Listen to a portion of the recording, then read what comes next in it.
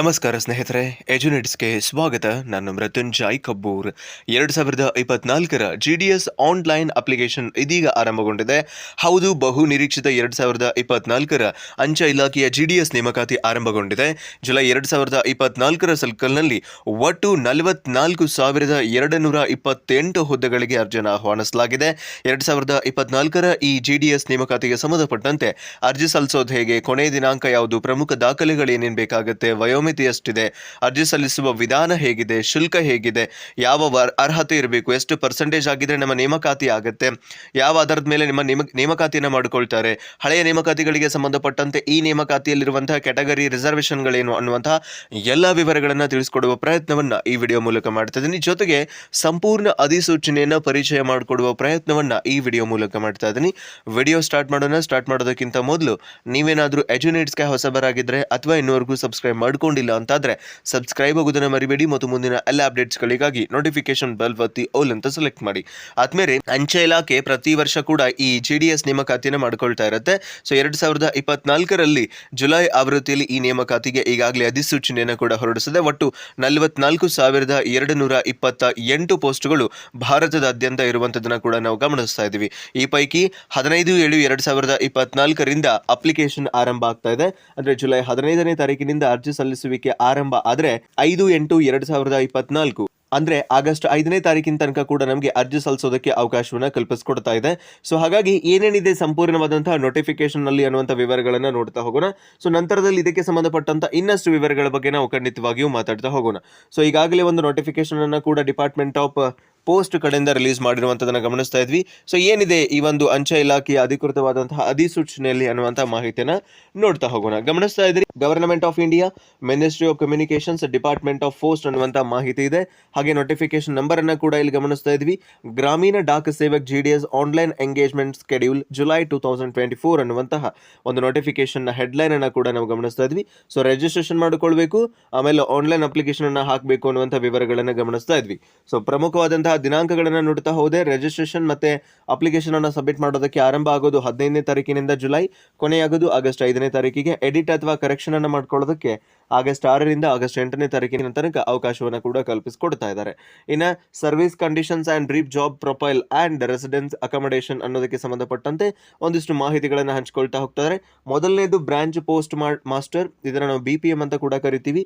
So ಈ BPMಗೆ ಸಂಬಂಧಪಟ್ಟಂತೆ ನಿಮ್ಗೆ ಈಗಾಗಲೇ ಗೊತ್ತಿರಬಹುದು, ABPM ಮತ್ತೆ BPM ಅನ್ನುವಂತಹ ಎರಡು ಹುದ್ದೆಗಳನ್ನ ಈ GDS ನ ವ್ಯಾಪ್ತಿಯಲ್ಲಿ ನೇಮಕಾತಿ ಮಾಡಿಕೊಳ್ತಾರೆ. ಸೊ BPM ಯಾರಿರ್ತಾರೆ ಅವರಿಗೆ 12,000 ರೂಪಾಯಿ ವೇತನವನ್ನು ಕೊಡ್ತಾರೆ. ಯಾರು ABPM ಇರ್ತಾರೆ ಅವರಿಗೆ 10,000 ರೂಪಾಯಿ ಮತ್ತು GDSಗೂ ಕೂಡ 10,000 ರೂಪಾಯಿ ವೇತನವನ್ನು ಕೂಡ ಇಲ್ಲಿ ನಿಗದಿಪಡಿಸಲಾಗಿರುತ್ತೆ. ಸೊ ಇದಕ್ಕೆ ಸಂಬಂಧಪಟ್ಟಂತೆ ಬೇರೆ ಬೇರೆ ಅಂತ ಒಂದಿಷ್ಟು ವಿವರಗಳನ್ನು ಗಮನಿಸ್ತಾ ಇದ್ದೀರಿ. ಸೊ ಇಲ್ಲಿರುವಂತಹ ಸ್ಯಾಲ್ರಿಗಳ ಬಗ್ಗೆ ಕೂಡ ನಾವು ಗಮನಿಸ್ತಾ ಇದ್ದೀವಿ. BPMಗೆ 12,000ದಿಂದ 29,380 ರೂಪಾಯಿ, ABPM ಅಥವಾ ಡಾಕ್ ಸೇವೆಗಳಿಗೆ 10,000ದಿಂದ 24,470 ರೂಪಾಯಿಯನ್ನು ನಿಗದಿಪಡಿಸಿದ್ದಾರೆ. ಇನ್ನು ವಯೋಮಿತಿಯನ್ನು ನೋಡ್ತಾ ಹೋಗೋದಾದ್ರೆ ಕನಿಷ್ಠ 18 ವರ್ಷ ಆಗಿರ್ಬೇಕು ನಮಗೆ, ಹಾಗೆ ಗರಿಷ್ಠ 40 ವರ್ಷಗಳಾಗಿರಬೇಕು. ಸೊ ಇದಕ್ಕೆ ಸಂಬಂಧಪಟ್ಟಂತೆ ರಿಲ್ಯಾಕ್ಸೇಷನ್ ಅನ್ನು ಕೂಡ ಇಲ್ಲಿ ನಿಗದಿಪಡಿಸ್ತಾ ಇರ್ತಾರೆ.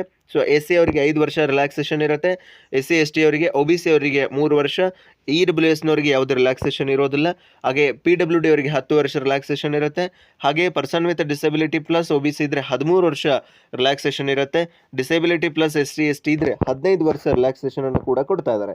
ಇನ್ನು ಏನು ಓದಿರ್ಬೇಕು ನಾವು ಇದಕ್ಕೆ GDSಗೆ ಅರ್ಜಿ ಸಲ್ಲಿಸೋದಕ್ಕೆ, ಎಜುಕೇಷನಲ್ ಕ್ವಾಲಿಫಿಕೇಶನ್ ಏನಾಗಿರಬೇಕು ಅಂತಂದ್ರೆ 10ನೇ ತರಗತಿಯನ್ನು ಪಾಸ್ ಆಗಿರಬೇಕು. ಭಾರತದ ಯಾವುದೇ ಅಂಗೀಕೃತ ಬೋರ್ಡ್ನಿಂದ ನೀವು SSLCಯನ್ನು ಪಾಸ್ ಆಗಿದ್ರು ಕೂಡ ಸಾಕಾಗುತ್ತೆ. ಅಂಡ್ ವೆರಿ ಇಂಪಾರ್ಟೆಂಟ್, ಇದಕ್ಕೆ ಯಾವುದೇ ಪರೀಕ್ಷೆ ಇರೋದಿಲ್ಲ, ನೇರವಾಗಿ ನಿಮ್ಮ ಮೆರಿಟ್ ಆಧಾರದ ಮೇಲೆ ನಿಮ್ಮನ್ನು ನೇಮಕಾತಿ ಮಾಡ್ಕೊಳ್ತಾರೆ ಅನ್ನೋದನ್ನು ಕೂಡ ನೀವಿಲ್ಲಿ ಗಮನಿಸಬೇಕಾಗುತ್ತೆ. ಇನ್ನು ಇದನ್ನು ಹೊರತುಪಡಿಸಿ ಏನೇನು ಅದರ್ ಕ್ವಾಲಿಫಿಕೇಶನ್ ಬೇಕು ಅಂತಂದರೆ knowledge of computer, knowledge of cycling, adequate means of livelihood. So ನಿಮಗೆ ಕಂಪ್ಯೂಟರ್ ನಾಲೆಜು ಹಾಗೆ ಬೈಸಿಕಲ್ ನಾಲೆಜ್ ಕೂಡ ಬೇಕು ಅಂತ ಹೇಳ್ತಾ ಇದ್ದಾರೆ. ಬೈಸಿಕಲ್ ಈಗೆಲ್ಲ ಸಾಮಾನ್ಯವಾಗಿ ನಿಮಗೆ ಸ್ಕೂಟಿ ಅಥವಾ ಬೈಕ್ನ ನಾಲೆಜ್ ಇದ್ರೂ ಕೂಡ ಇನ್ ಕೇಸ್ ನಿಮ್ಮದು ಟ್ರಾವೆಲಿಂಗ್ ಏನಾದರೂ ದೂರ ಇತ್ತು ಅಂದರೆ ಆ ಸಂದರ್ಭದಲ್ಲಿ ಅದನ್ನು ಕೂಡ ರಿಕ್ವೈರ್ಮೆಂಟ್ ಆಗಿ ಕೇಳ್ತಾ ಇರುವಂಥದ್ದನ್ನು ನಾವು ಗಮನಿಸ್ತಾ ಇದ್ವಿ.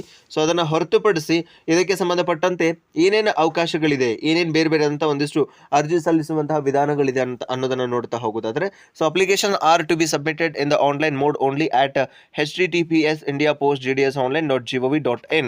ಸೊ ನಾವು ಮೊದಲಿಗೆ ರಿಜಿಸ್ಟ್ರೇಷನ್ ಮಾಡಿಕೊಳ್ಬೇಕು, ನಂತರ ಆನ್ಲೈನಲ್ಲಿ ಲಾಗಿನ್ ಆಗಿ ಅಪ್ಲಿಕೇಶನನ್ನು ಕೂಡ ಹಾಕಬೇಕು. ಅರ್ಜಿ ಸಲ್ಲಿಸೋದು ಹೇಗೆ ಅಂತ ನಾನು ಮತ್ತೊಂದು ಡೆಮೋ ವಿಡಿಯೋನ ಮಾಡ್ತೀನಿ, ಆವಾಗ ನಿಮಗೆ ಕಂಪ್ಲೀಟ್ ಆಗಿ ಗೊತ್ತಾಗುತ್ತೆ. ಸೊ ನಾವು ಕೇವಲ ಆನ್ಲೈನಲ್ಲಿ ಮಾತ್ರ ಅರ್ಜಿ ಸಲ್ಲಿಸೋದಕ್ಕೆ ಅವಕಾಶ ಇದೆ, ನೇರವಾಗಿ ಅಥವಾ ಪೋಸ್ಟ್ನ ಮೂಲಕ ನಾವು ಅರ್ಜಿಯನ್ನು ಸಲ್ಲಿಸೋದಕ್ಕೆ ಅವಕಾಶ ಇರೋದಿಲ್ಲ. ಇನ್ನು ಹೆಂಗೆ ಸೆಲೆಕ್ಷನ್ ಮಾಡ್ತಾರೆ ಅಂತಂದರೆ, the applicants will be short listed for engagement on the basis of a system generated merit list. ನಾಗಲೇ ಹೇಳಿದ್ದೀನಿ ನಿಮಗೆ, ಇದಕ್ಕೆ ಯಾವುದೇ ಪರೀಕ್ಷೆ ಇರೋದಿಲ್ಲ.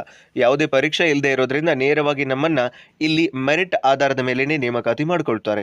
ಹಾಗಾಗಿ ನಿಮ್ಮ SSLCಯಲ್ಲಿರುವ ಮೆರಿಟ್ ಏನಿರುತ್ತೆ, ಹಾಗೆ ನಿಮ್ಮ ಕ್ಯಾಟಗರಿ ಏನಿರುತ್ತೆ, ಆ ರಿಸರ್ವೇಷನ್ನು, ಆಮೇಲೆ ಮೆರಿಟು, ನೀವು ಆಯ್ಕೆ ಮಾಡಿಕೊಂಡಂತಹ ಸ್ಥಳ, ಅವುಗಳ ಆಧಾರದ ಮೇಲೆ ನಿಮ್ಮ ನೇಮಕಾತಿಯಲ್ಲಿ ನಿಂತ್ಕೊಂಡಿರುತ್ತೆ. ಇದನ್ನು ಹೊರತುಪಡಿಸಿ ಬೇರೆ ಬೇರೆದಂಥ ಒಂದಿಷ್ಟು ವಿವರಗಳ ಬಗ್ಗೆ ಕೂಡ ಇಲ್ಲಿ ಕೊಡ್ತಾ ಇದ್ದಾರೆ. ನೀವು ಕೆಲವೊಂದಿಷ್ಟು ಫಾರ್ಮ್ಯಾಟ್ಸ್ ಅನ್ನು ಕೂಡ ತಗೊಳ್ಬೇಕು. ಸೊ SC ST ಆಗಲಿ, OBC ಆಗಲಿ, EWS ಆಗಲಿ, ನಿಮ್ಮ ಪ್ರಮಾಣ ಪತ್ರಗಳು ಸರಿಯಾಗಿರಬೇಕು, ವ್ಯಾಲಿಡ್ ಆಗಿರುವಂಥ ಪ್ರಮಾಣ ಪತ್ರಗಳಿರಬೇಕು. ಆ್ಯಂಡ್ ವೆರಿ ಇಂಪಾರ್ಟೆಂಟ್, ನೀವು ನೇಮಕಾತಿ ಆದ್ರಿ ಅಂತಂದರೆ ಏನೇನು ಡಾಕ್ಯುಮೆಂಟ್ಸ್ ಬೇಕಾಗ್ತವೆ. ಡಾಕ್ಯುಮೆಂಟ್ಸ್ ವೆರಿಫಿಕೇಷನ್ಗೆ ನಿಮ್ದು ಇನ್ ಕೇಸ್ ಮೆರಿಟ್ ಲಿಸ್ಟ್ನಲ್ಲಿ ನೇಮ್ ಬಂತು ಅಂದರೆ SSLC ಮಾರ್ಕ್ಸ್ ಕಾರ್ಡ್ ಬೇಕು, Aadhaar card, caste certificate, EWS ಇದ್ದರೆ EWS, ಹಾಗೆ ಡೇಟ್ ಆಫ್ ಬರ್ತ್ಗೆ ಪ್ರೂಫ್ಗೆ ನಿಮ್ಮ SSLC marks card, medical certificate issued by a medical officer by any government hospital, ಆಮೇಲೆ certificate issued by the content authority in respect of knowledge of tribal local dialects. So SC ST ಇದ್ದವರಿಗೆ ಕೊನೆಯದು apply ಆಗುತ್ತೆ. ಸಾಮಾನ್ಯವಾಗಿ 10th marks card, caste income certificate, Aadhaar card, ಮತ್ತು ನಿಮ್ಮ SSLC ಅಂಕಪಟ್ಟಿ, medical certificate, ಇಷ್ಟನ್ನಂತೂ ಸಾಮಾನ್ಯವಾಗಿ ಕೇಳ್ತಾರೆ. ಅದರ ಬಗ್ಗೆ ನಿಮಗೆ ಗಮನ ಇರಲಿ. ಸೊ ಇದಕ್ಕೆ ಸಂಬಂಧಪಟ್ಟಂತೆ ಯಾವುದೇ ಒಂದು ನೇಮಕಾತಿ ಸಂದರ್ಭದಲ್ಲೂ ಕೂಡ ಸಾಕಷ್ಟು ಲಿಸ್ಟ್ಗಳನ್ನು ಬಿಡ್ತಾರೆ. ಮೊದಲ ಮೆರಿಟ್ ಲಿಸ್ಟ್ನ ನಂತರ 2ನೇದು, 3ನೇದು, ಈ ರೀತಿಯಾಗಿ ಕೂಡ ಕೊಡ್ತಾರೆ. ಸೊ ನಿಮ್ಮದು ಎಲ್ಲ ವೆರಿಫಿಕೇಷನ್ ಆಗಿ ಸಕ್ಸಸ್ಫುಲ್ ಆಗಿ ಕಂಪ್ಲೀಷನ್ ಆಯಿತು. ವೆರಿಫಿಕೇಷನ್ ಅಂತಂದರೆ ನಿಮಗೆ ಇಮಿಡಿಯೇಟ್ಲಿ ಒಂದು ಆರ್ಡರನ್ನು ಕೂಡ ಕೊಡ್ತಾರೆ. ಸೊ ಆ ಒಂದು ಪ್ರೊವಿಷನಲ್ ಆರ್ಡರನ್ನು ತಗೊಂಡು ನೀವು ಸರ್ವಿಸ್ಗೆ ಹಾಜರಾಗಬೇಕಾಗತ್ತೆ. ಅದಾದ ನಂತರ ನಿಮಗೆ ಒಂದು ಪರ್ಮನೆಂಟ್ ಆರ್ಡರ್ ಕಾಪಿಯನ್ನು ಕೂಡ ನಂತರದಲ್ಲಿ 6 ಮಂತ್ಸ್ನ ನಂತರದಲ್ಲಿ ಕೊಡ್ತಾ ಇರುವಂಥದ್ದನ್ನು ಕೂಡ ಗಮನಿಸ್ತಾ ಇದ್ವಿ. ಸೊ ಈ ರೀತಿಯಾಗಿ ನಿಮಗೆ ಶಾರ್ಟ್ ಲಿಸ್ಟೆಡ್ ಆಗಿರುತ್ತೆ. The department does not make any phone calls to the applicant short listed.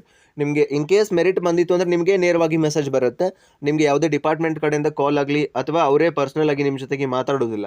ಹಾಗಾಗಿ ನೀವು ಸರಿಯಾಗಿ ನಿಮ್ಮ ಎಲ್ಲ ವಿವರಗಳನ್ನು ಕೊಡಬೇಕಾಗುತ್ತೆ. ನಿಮ್ಮ ಇಮೇಲ್ ID, ನಿಮ್ಮ ಮೊಬೈಲ್ ನಂಬರ್ಗೆ ನಿಮಗೆ ಮೆಸೇಜ್ ಬರೋದ್ರಿಂದ ಸರಿಯಾಗಿರುವಂಥ ಮೊಬೈಲ್ ನಂಬರ್ ಮತ್ತು ಇಮೇಲ್ IDಯನ್ನು ನೀವು ಕೊಡಬೇಕಾಗುತ್ತೆ. ಇನ್ನು ಕರ್ನಾಟಕಕ್ಕೆ ಸಂಬಂಧಪಟ್ಟಂತೆ ಎಷ್ಟು ವೇಕೆನ್ಸಿಗಳಿದ್ದಾವೆ ಅನ್ನೋದನ್ನು ಕೂಡ ನಾವು ನೋಡ್ತಾ ಹೋಗೋಣ. ಈಗಾಗಲೇ ನಾವು ನೋಟಿಫಿಕೇಶನ್ ನೋಡಿದ್ವಿ, ಅದಕ್ಕೆ ಸಂಬಂಧಪಟ್ಟಂಥ ವಿವರಗಳನ್ನು ನೋಡಿದ್ವಿ. ಇನ್ನು ಕರ್ನಾಟಕಕ್ಕೆ ವಿಶೇಷವಾಗಿ ಎಷ್ಟು ಹುದ್ದೆಗಳನ್ನು ನಿಗದಿಪಡಿಸಲಾಗಿದೆ ಅನ್ನುವಂಥದ್ದನ್ನು ಕೂಡ ನೋಡ್ತಾ ಹೋಗೋಣ. ಒಟ್ಟು ಭಾರತದಾದ್ಯಂತ 44,228 ಹುದ್ದೆಗಳಿದ್ದಾವೆ. ನಮ್ಮ ಕರ್ನಾಟಕಕ್ಕೆ ವಿಶೇಷವಾಗಿ ಗಮನಿಸ್ತಾ ಇದ್ರಿ. ಸೊ ಸೀರಿಯಲ್ ನಂಬರ್ 14ರಲ್ಲಿ ಕರ್ನಾಟಕ ಇದೆ, ಕನ್ನಡ ಅಂತ ಇದೆ. ಒಟ್ಟು ನಮಗೆ ಬೇರೆ ಬೇರೆ ಆದಂಥ ಕೆಟಗರಿಗಳಲ್ಲಿ ಈಗ ನಾವು ಅನ್ರಿಸರ್ವ್ಡ್ ತೊಗೊಂಡ್ರೆ 827 ಇದೆ. OBCನಲ್ಲಿ ನಮಗೆ ಎಷ್ಟಿದೆ? 446. SC ST ಎಲ್ಲವನ್ನ ಸೇರಿಕೊಂಡಂತೆ ಒಟ್ಟು ನಮಗೆ 1,940 ಹುದ್ದೆಗಳನ್ನು ಪ್ರಸ್ತುತ ಕರ್ನಾಟಕಕ್ಕೆ ನಿಗದಿಪಡಿಸಿದ್ದಾರೆ. ಸೊ ಕರ್ನಾಟಕದಾದ್ಯಂತ ಬೇರೆ ಬೇರೆ ಜಿಲ್ಲೆಗಳಲ್ಲಿ ಬೇರೆ ಬೇರೆ ಸರ್ಕಲ್ಗಳಿಗೆ ಸಂಬಂಧಪಟ್ಟಂತೆ 1,940 ಹುದ್ದೆಗಳಿರುವಂಥದ್ದನ್ನು ಕೂಡ ಗಮನಿಸ್ತಾ ಇದ್ವಿ. ಭಾರತದಾದ್ಯಂತ 44,000 ಇದೆ, ಬಟ್ ಕರ್ನಾಟಕದಲ್ಲಿ 1,940 ಇರುವಂಥದ್ದನ್ನು ಕೂಡ ನಾವು ಗಮನಿಸ್ತಾ ಇದ್ವಿ. ಸೊ ನೀವು ಅಪ್ಲೈ ಮಾಡಬೇಕು ಅಂದರೆ ರಿಜಿಸ್ಟ್ರೇಷನ್ ಮಾಡಿಕೊಳ್ಬೇಕು, ನಂತರ ಅಪ್ಲೈ ಆನ್ಲೈನ್ ಮಾಡಬೇಕು. ಅದನ್ನು ಸಪ್ರೇಟಾಗಿ ಹೇಳ್ತೀನಿ ನಾನು. ಇನ್ನೊಂದ್ಸಲ ನಿಮಗೆ ಶಾರ್ಟ್ ಆಗಿ ನೋಟಿಫಿಕೇಶನ್ ಹೇಳ್ಬಿಡ್ತೀನಿ. ಅರ್ಜಿ ಸಲ್ಲಿಸೋದು ಆರಂಭ ಆಗೋದು 15 ಜುಲೈ 2024. ಅರ್ಜಿ ಸಲ್ಲಿಸೋದು ಕೊನೆಯಾಗೋದು ಆಗಸ್ಟ್ 5, 2024. ಏಜ್ ಲಿಮಿಟ್ 18ರಿಂದ 45 ವರ್ಷ. ಹಾಗೆಯೇ ನಿಮ್ಮ SSLC ಅಂಕಪಟ್ಟಿಯ ಅಂಕಗಳ ಆಧಾರದ ಮೇಲೆ ನಿಮ್ಮನ್ನು ನೇಮಕಾತಿ ಮಾಡ್ತಾರೆ.